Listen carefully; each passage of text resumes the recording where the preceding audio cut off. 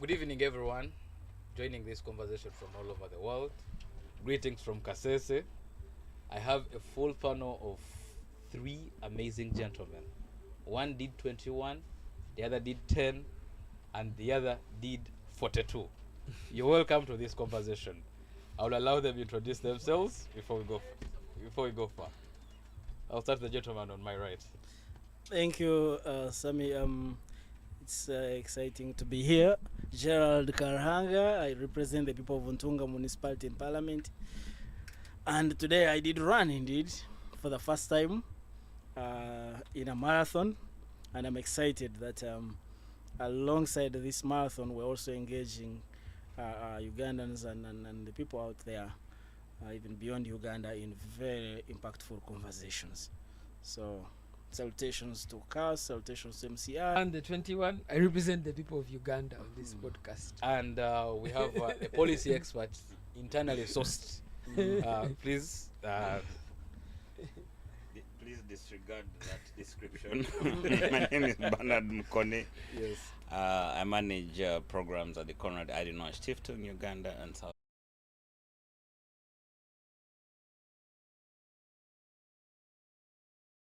Credentialed individuals choosing to run for local council offices and disregarding where you are. I will start with you, Honorable, now that you're a member of Parliament. What do you think, what explains this change? Is it a change of interest? Previously, a local council person had to be mugged and very mobile at night because you'd either be running after thieves or coordinating all forms of operations in the night and in the day. If someone had lost someone,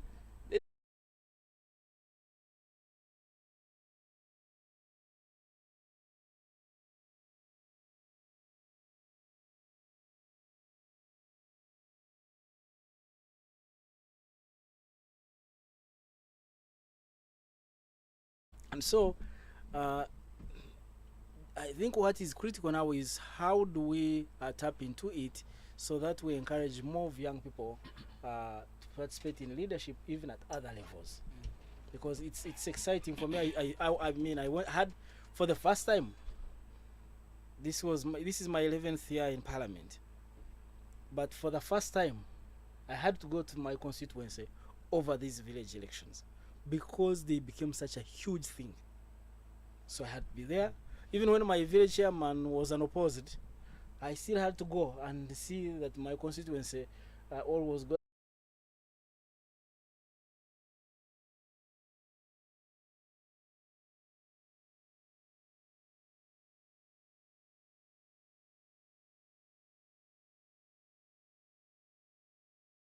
Or a sub-county chairperson, or a councillor. And you ask why.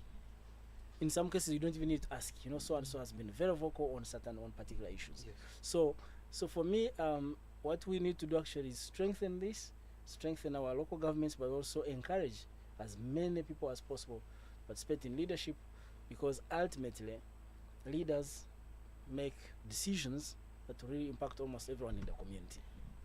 Thank you, Honorable. I would like to loop on Raymond in immediately. One, did you vote for your local council leader? No, the local council where I stay, the leader there was unopposed. And that's because, he's been in power for... What is the challenge? Is it a challenge? Is it a benefit? What is the dividend? Okay, for example, what do we get in the meantime as at the local level?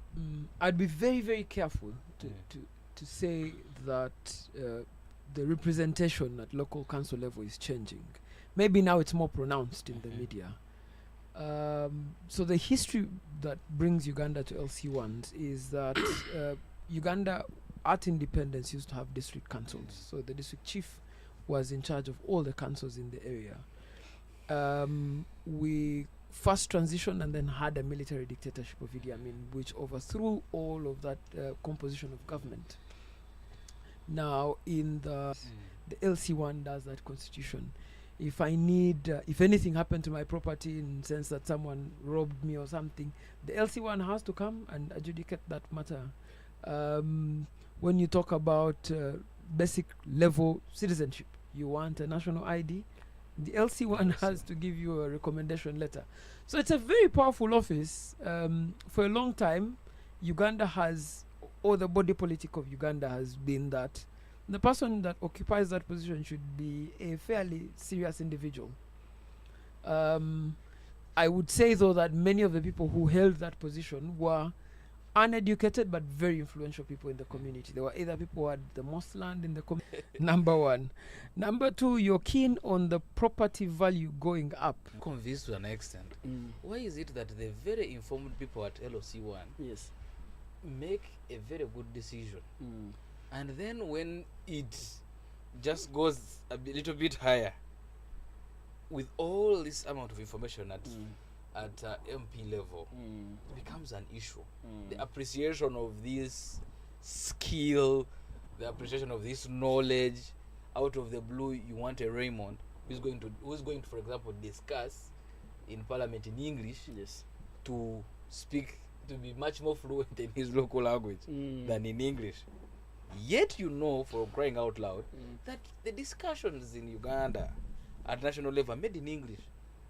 What causes this?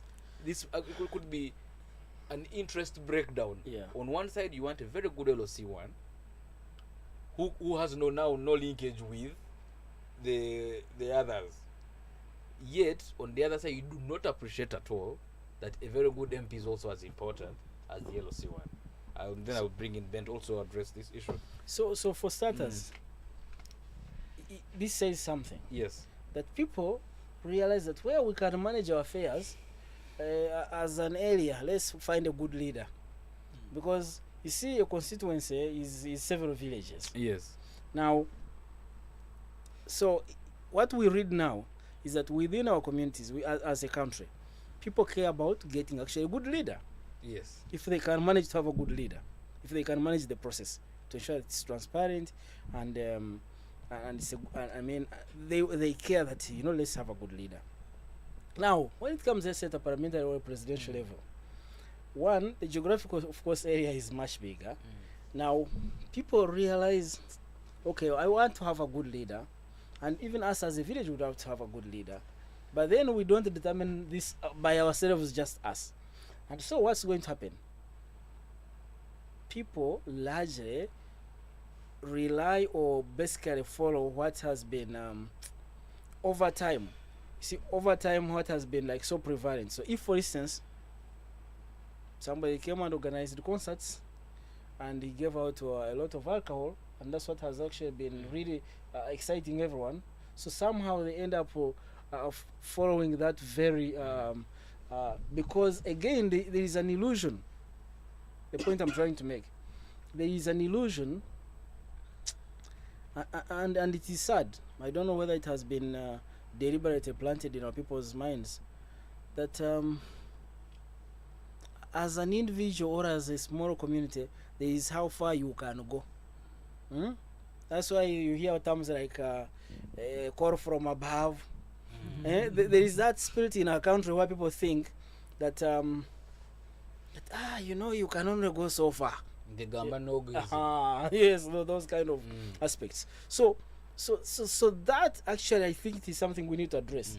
People to realize that if we can do it at an LOC1, at the village level, we can actually do it at sub-county level, we can actually do it at the constituency level. That we can sit and say, we know so and so is an objective person, he cares about us, and let's make him a member of parliament or our district actually, chairman. thank you very much, Honorable. I think this is where what Ben to come in. You've been discussing good, but you know, good is relative, subjective, really. And then you discussed the other element of the money that is now proliferating. If you stay in Wakiso, like Ben and I do, we are the downtrodden. The two of you have... Wakiso is the fast expanding... The two of you have scaled. I don't know what you're talking about. But all I am very sure of, Yes. you have been a resident of Nakawa. Same as... Nakawa has a Aga Khan hospital. Yes. So Wakiso is still aspiring. What are you talking about?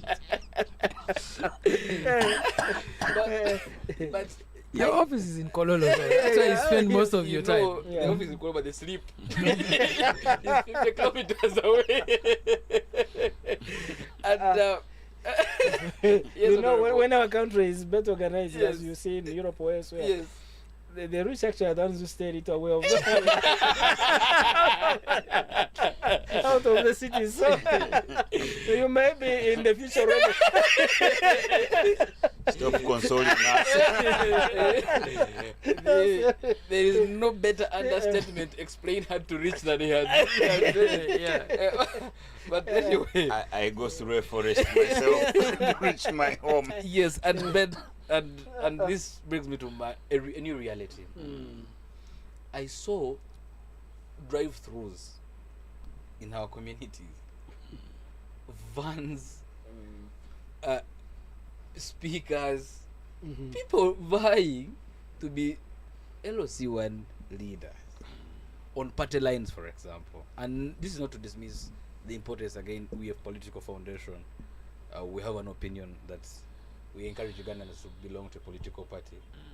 But you see, the drives,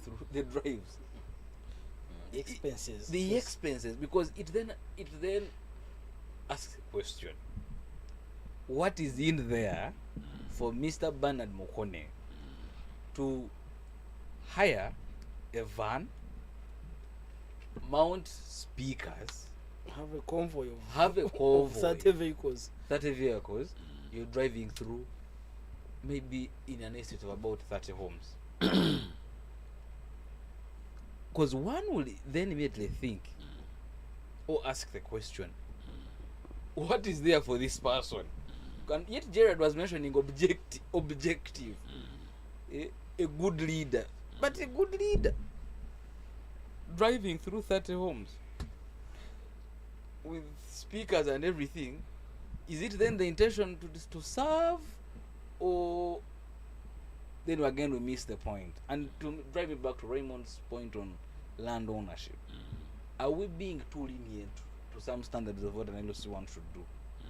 But from your side as an expert, you have, for example, you've been the brains behind the development of this workbook on local councils. How do we encourage, for example, but it's gone really, but we're almost doing a post-mortem. What could we have done differently? So thankfully, thank you very much, by the way, Sam. Thankfully, we have a policymaker right here with us. I think when they go on the floor of Parliament to legislate, I think some of the questions they should ask, and one of them is what can we do to reduce this kind of monetization of some of these things that we see at LC level. I live in a very remote area in Wakiso. Yes. And I saw What will the people of Bulambuli up in the mountains think of the word remote if you use it for Wakiso? You just haven't gone around Wakiso. When he says remote, he knows what he's describing. Even his 4WD gets stuck. when you come to my village in Wakiso, you will know. For the last 13 years, I have always prayed that we get a leader who actually understands the importance of living in a community that is organized, a community that that has some basic infrastructure, like good roads. Even when they are very important people that live in that very community.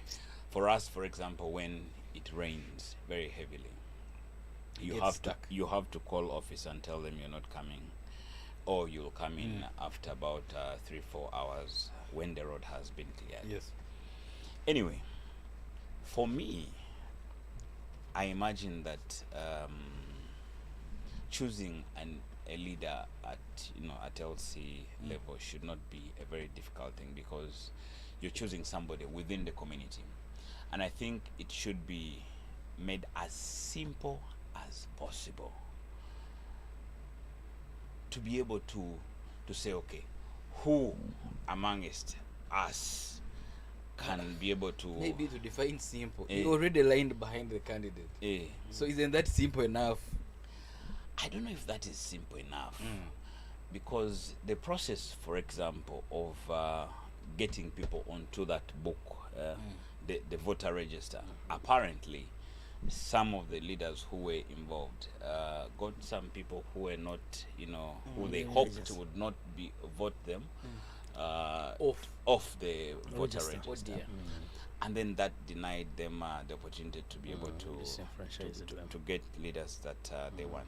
But again, it comes back to some of the legislations that we make at parliament level. I think we sometimes want to complicate so many things, even when they should be simple. An LC one chairperson and his committee should be a very simple thing to elect, and it should be, I think, based on consensus from the people who live on the village.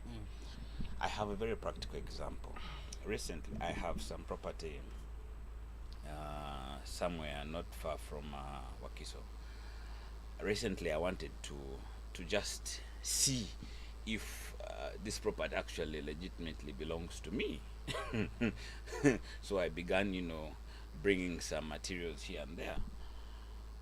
And the neighbors came around and they began saying, oh, we never paid for for this road. The markstones of this plot go the other side. And I was like, I have owned this property for the last 7 years. No one ever came up. Now that I am trying to do something on it, you want to claim that you need to be paid. But all this comes because they see a loophole Yes. that they can exploit. But if we had LCs that are in touch with realities in their villages, that are not involved in some of these shady deals, Yes. I think we would see less of these things, and people like Karuhanga, people like Raymond, who have high-end properties in some of these places, will not worry about URA is listening to this program. yeah. As we have always said, these are the faces of the nation, and they are as transparent as the one. Yeah. So your issue should be challenged. Yeah, but then also I want to ask a Yes. question. What is it, what is in it for the LCs in this race? And this is the question I asked. I put to you, Ben. Yes. You are going to be an LC leader for 30 homes, at max 100 homes, but you've invested 10 million in making drives. And do you know how much an LCN chairman earns? Are they even paid? 10,000 shillings per month. I think Which is 120, and it sometimes comes after 3 months, 3 Yes. years. Mm. They normally 2 years. And if I recall, Sometimes a bicycle. yes, and if I recall properly, the Minister for Lands disbanded this issue of 10% on each land purchase. Yeah. Yes. That Now- was unlawful. Yes. Now, it brings us the same question, and I think I want to restrict it to Ben. All of us can really explain this issue. What that much money means that person is not there to serve us. It depends, and I urge people to always do political anthology. Politics is a contact sport.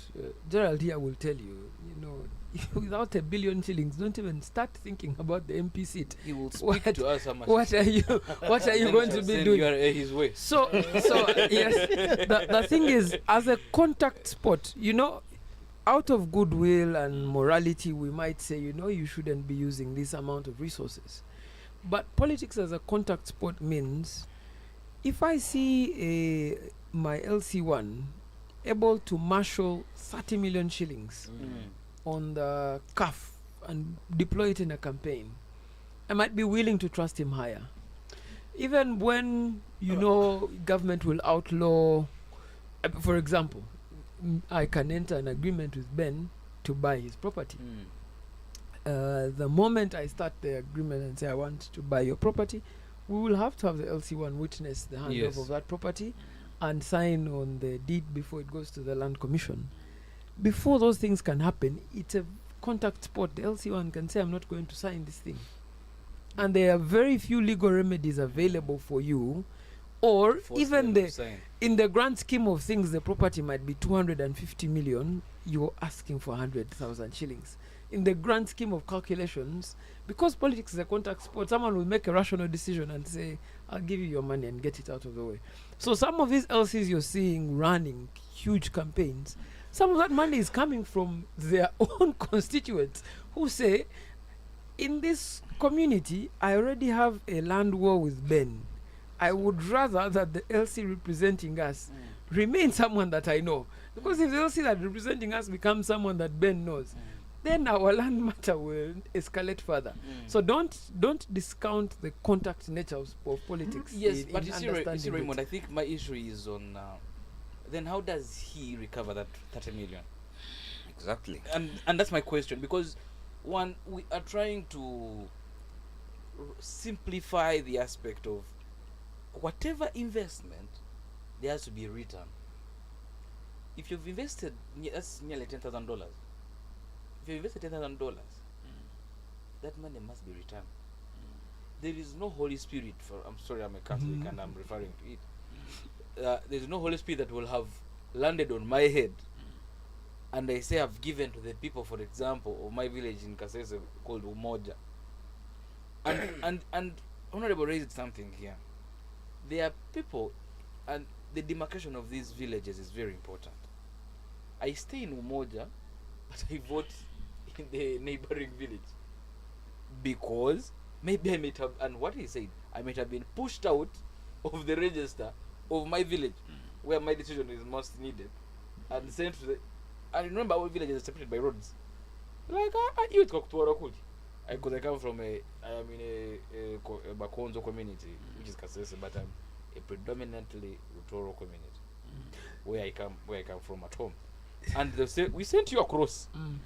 But across, without my knowledge, without my, and we sort of, I'm going to give you an example that you can relate to. Technically, It, you were paid too. Are you still I want to give you an example we thought you went abroad. I'm going to give you an example you can relate to, Yes. and this is not just on how the money is gotten back. In a few months, you're going to get married. This is A lot of yes, yes, and I'm telling you, a lot of the money, Finally, we Yes. can't go back on this. a lot of the money. This You is, know, once you start the process, yes, It's a dress down. once you start the process of marrying, Yes. Yes. a lot of the money you're going to use in the marriage is not going to be your money, and it will come from places sometimes you least expect. Yes. I will say, you know, Sam has been my person. I'm going to send him money. Yes. The sum total of many things that you've done for me Mm. is the reason why I'm sending that money. And also, because politics at its lowest level is also a game of interest. So you're playing in constituencies where faith-based organizations, for example, Yes. the church, have their own unique interests. Yes. You're playing in a place where businesses and businessmen have their own interests. And I think this is the mismatch that we have in Ugandan politics. What we think of it and what it actually is are different things. All right. So the people that end up becoming politicians and stay in politics for long are people who've studied the psyche of the Ugandans. Ben, To know. I'm sorry, Raymond.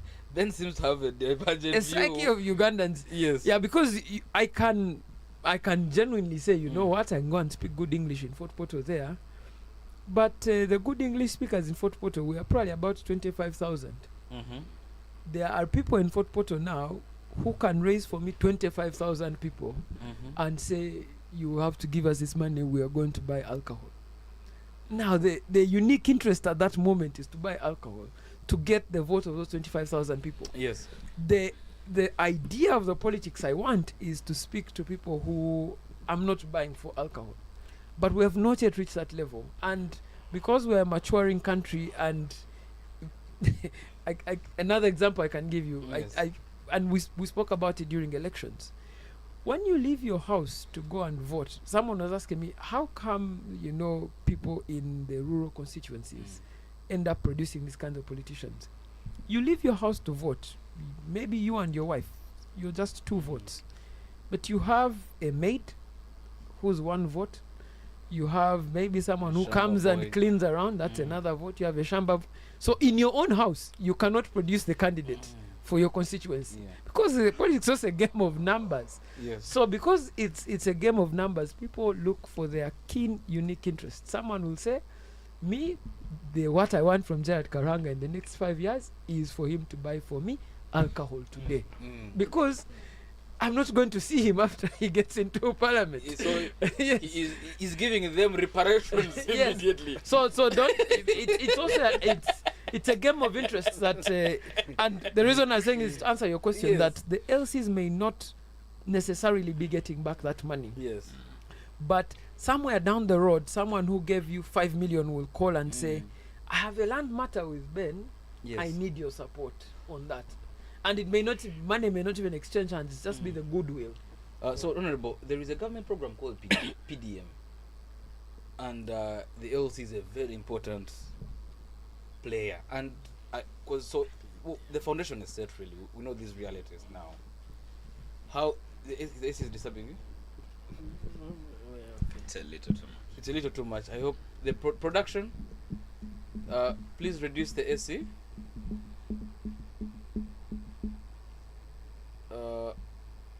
Please, thank you. Honorable, there is the government program. I'm sure Mr. Musavi would be happy seeing Gerald Karuhanga speaking about PDM. Yes, and government has put money there. And again, your for you to benefit, you must be approved by the LC. And I ask this question because it means the LCs play an important role in development. And this we should no longer depart away from. How, on your side, how are you mobilizing the local council leaders on your end to now mobilize the communities in the constituency to benefit from government programs? Like, because there's government money there, but again, as Raymond, and why I insist on the issue, why I'm very critical of the issue of money, is, for example, to access such a program, you may have to give back. On the community level, you give me 10K, I give you my signature for you to go to the next level for approval. True. And so how are you balancing this issue so that there is one appreciation of that government funds must be equitably distributed, but there are also these realities, as Raymond has mentioned.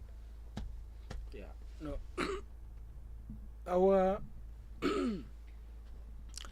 Our people at the village level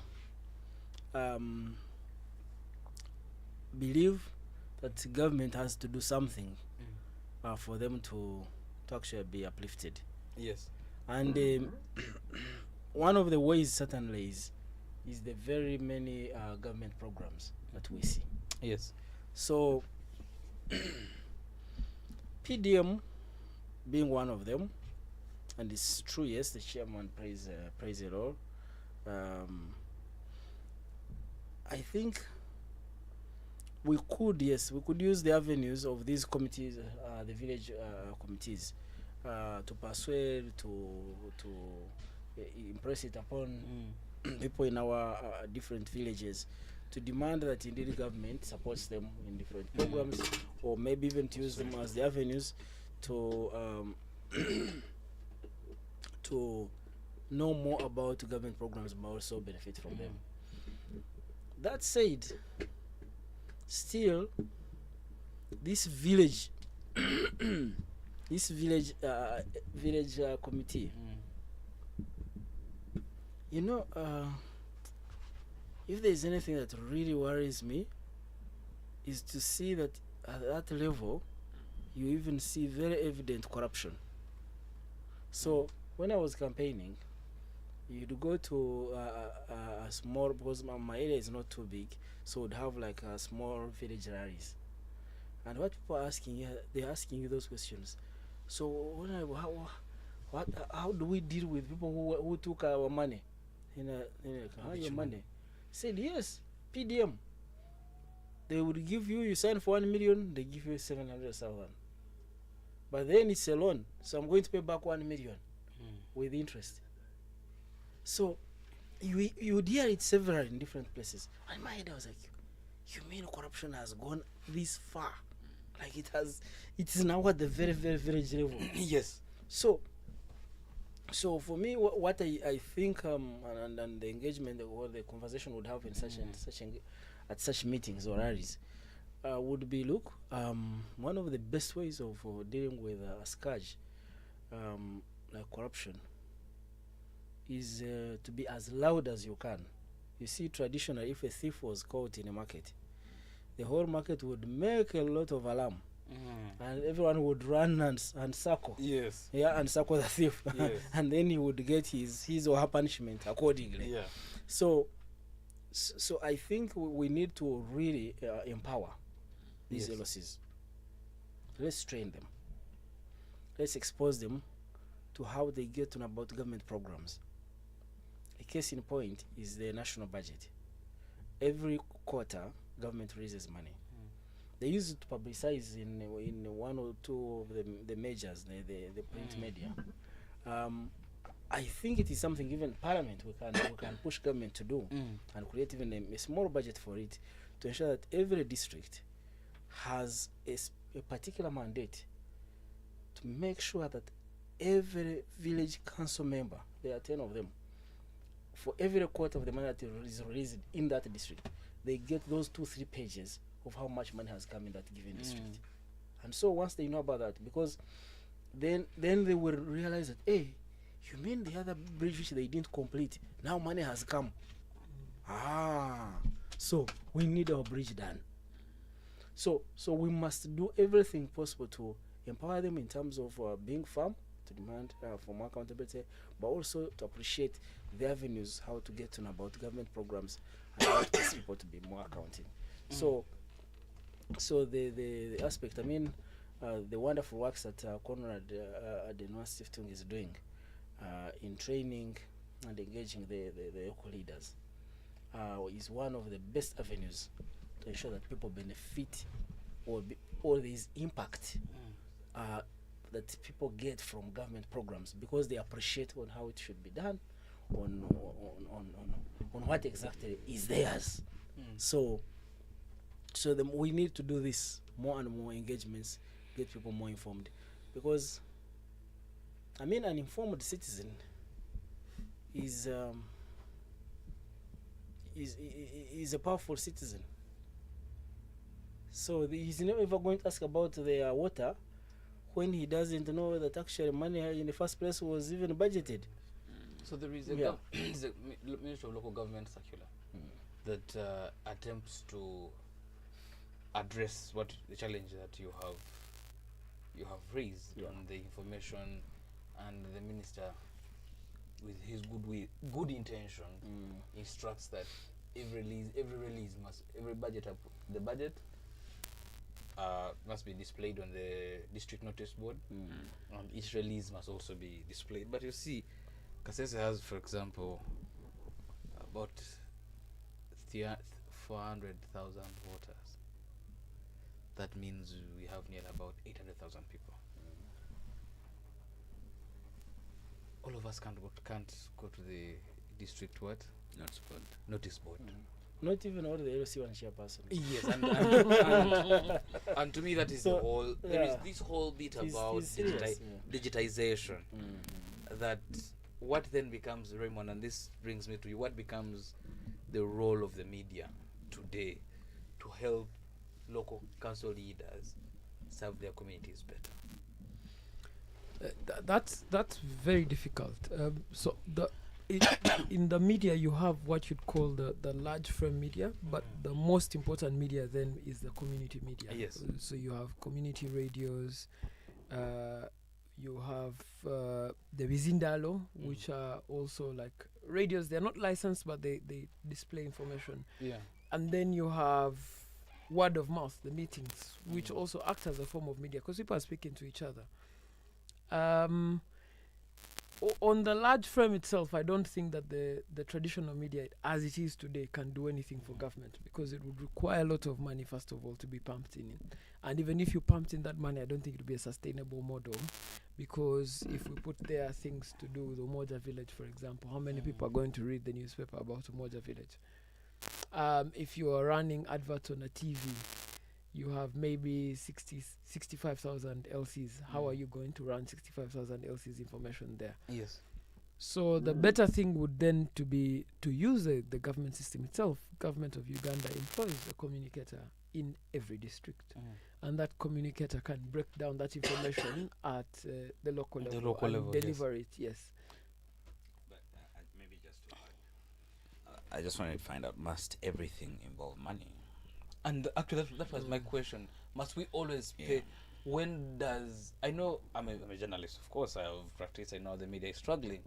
But when do we give back to these communities? And not to say we're not giving you back. know, it's a conversation that's been had in the newsroom. So, for example, during COVID, the media broadcast all those COVID addresses for free. For free, yes. The media gave out all those adverts for free. The media still gives, I think, government advertising for free most of the times. But presidential addresses. Yes, you can see the state in which the media is in. So, as a business decision, sometimes can be hard to justify that decision, to say that government wants to communicate this information, and therefore can we write it off as part of our contribution to society.